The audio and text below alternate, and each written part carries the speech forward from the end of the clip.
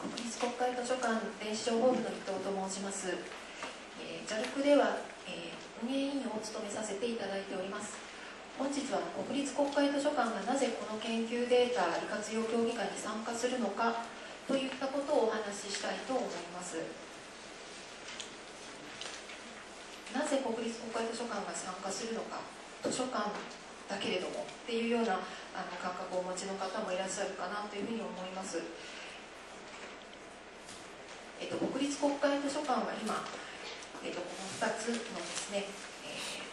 知識インフラの実現であるとか、国のデジタルアーカイブ連携を目指して取り組んでおります。でその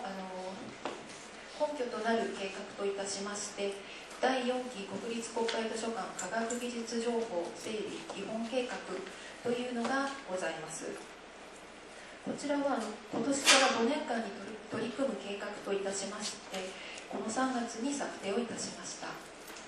国全体としての新しい学術基盤である知識インフラについて、多機関との連携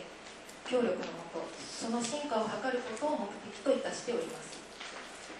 取り組むべき事項として、恒久的保存のための取り組みと利活用促進のための取り組みを掲げています。どういうイメージかというふうに図を用いてご紹介いたしますと、恒久的保存のための取り組みであります、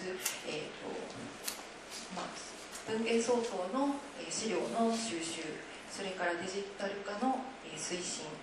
電子情報資源の長期的アクセスの保障などといった取り組みと、利活用促進の取り組みということで、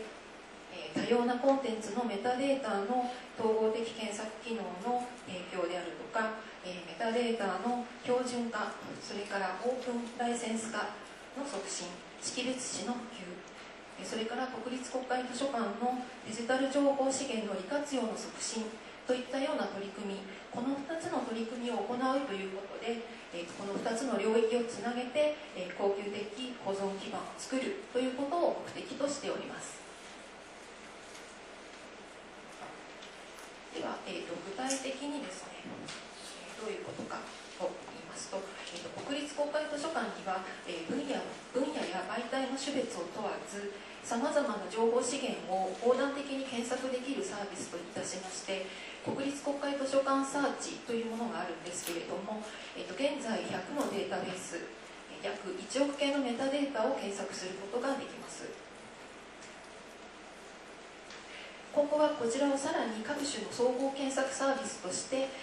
連携を進めていくということで、我が国におけるメタデータ提供プラットフォームとしての価値を高めて、より広く利用されるということを目指しています。そのために、国立国会図書館サーチが国内のさまざまな領域のコンテンツのメタデータを集約して、我が国の分野横断統合ポータルとして機能できるよう、関係機関と連携協力を進めたいというふうに考えています。この図につきましては、国の知的財産推進計画の2016の概要というところからちょっと、お借りして、ここに掲載させていただいております。こちらは国立国会図書館サーチと大学図書館との連携を示した図になっております。例えば大学にご所属の方はデジタルアーカイブのコンテンツを機関リポジトリに搭載していただければ、ジャイロ経由で連携をするということができます。研究データにつきましてもメタデータ連携が可能となります。もし DOI が付与されていれば DOI での検索も可能となります。こちらは国立国会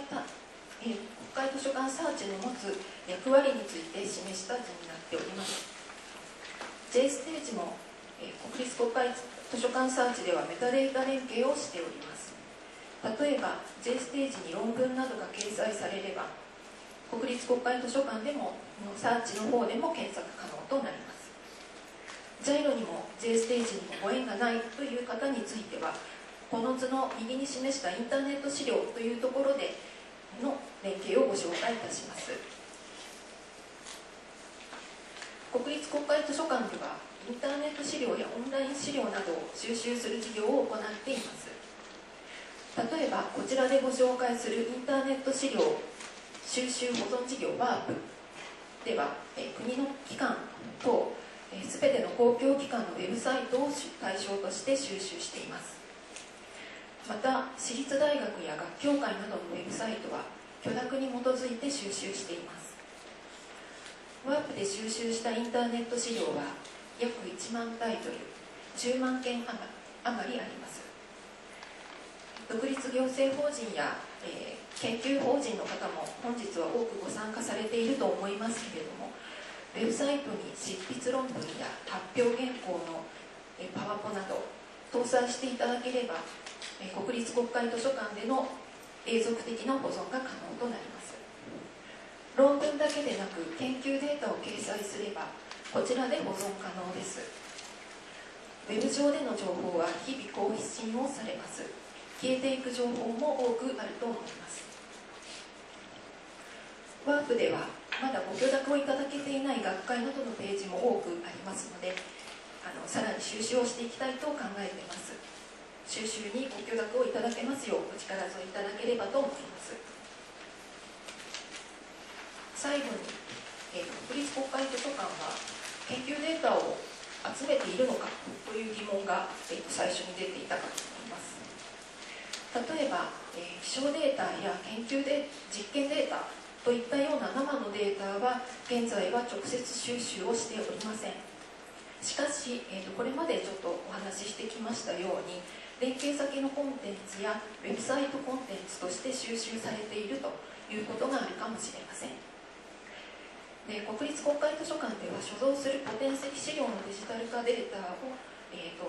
資料のデジタル化を実施して DOI を付与して、インターネット公開というのをしているんですけれども、こちらはですね、約100年前に、書かれた、